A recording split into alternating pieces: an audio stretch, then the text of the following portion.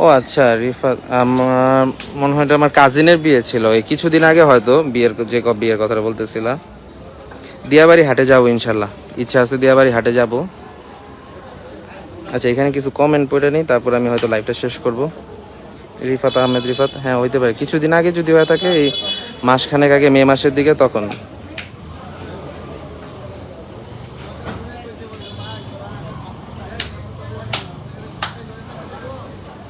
যাই হোক ভাই, আমরা তর্ক না করি, সুন্দর সুন্দর গরু আছে এখানে।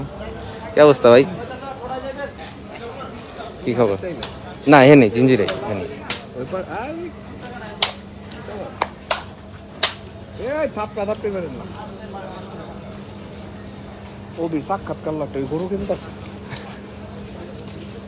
ভাই সাদা কালা দিয়ে বইরা গেছে পুরা, দাম কম আছে সাদা কালাই কিনতে। হ্যাঁ, পড়থায় মধ্যে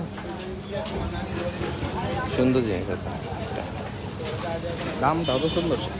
ওই ইয়েরটা, এই যে পাঁচজারের সামনে যেটা ইয়ে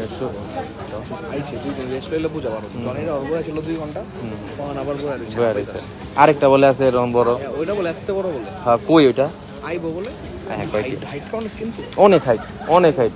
আমরা যে আমি লগে লগে ঢুকছি তো, পুরা মনে হইতেছিল যে বিশাল জাহাজটা ঢুকতেছে। 70 ইঞ্চির কম। 70 ইঞ্চির হাইটের।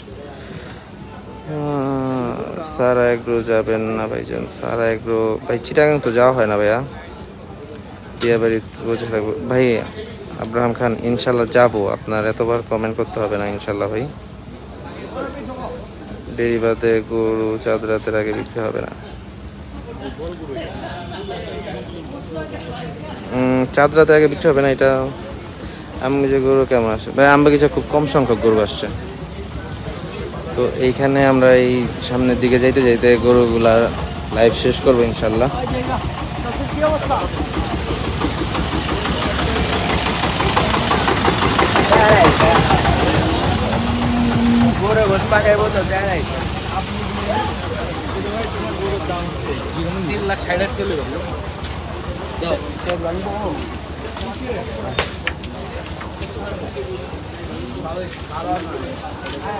এই যে ভাই মুন্ডি, এই যে অস্ট্রালটা জেনুইনলি সুন্দর, মানে বিশাল, তো খুব সুন্দর।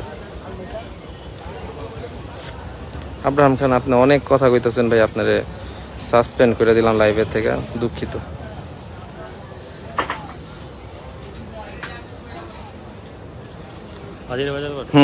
ভাই এক কমেন্ট বারবার করে যেতেছে, দিয়াবাড়ি কমেন্ট, দিয়াবাড়ি।